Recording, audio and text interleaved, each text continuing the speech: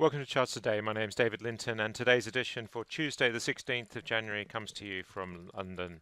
And we start by looking at the dollar. Dollar recovering very, very slightly after quite a few heavy days finding new lows. But the key thing is we are now lower than the level we saw in September. So dollar is looking pretty bearish.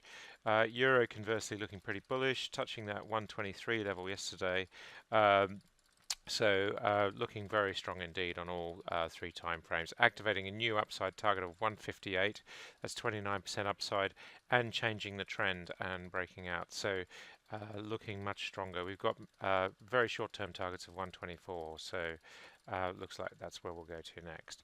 Japanese yen, dollar looking weak here as well, and sterling looking stronger at 138 at one stage there yesterday, pulling back a bit this morning, but still looking very bullish now against sterling, and making this long against the dollar, and now making this long-term transition, so looking better all the time there. Against the euro, recovering a little bit here, but still bearish against the euro. So that euro is stronger. We do still have these downside targets hanging over us. Against the Swiss franc, sterling is fairly flat. Against the Australian dollar, much the same picture. Bitcoin, big story this morning, just below that $13,000 level. We've said for some time that we see that as a significant level, now breaking down quite substantially. We've got downside targets of about $7,500 for Bitcoin. That's about 36% downside from here. So it does look now very precarious indeed, and a short-term target of about 10,200.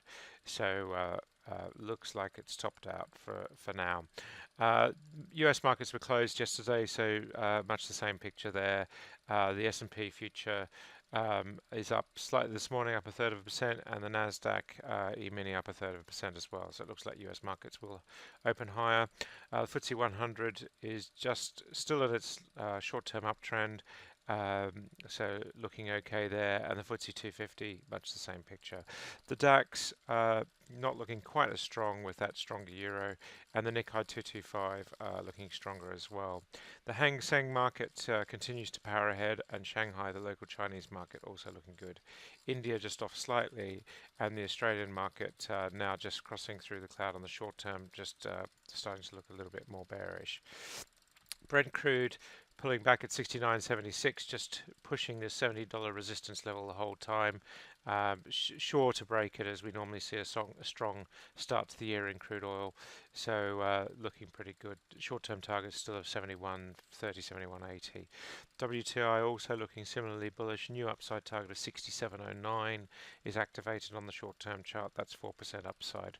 US Natgas sitting at $3.12, just struggling to break this 320 level for quite some time now.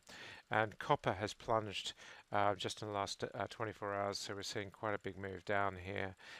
So that's taking us into bearish territory on the short term.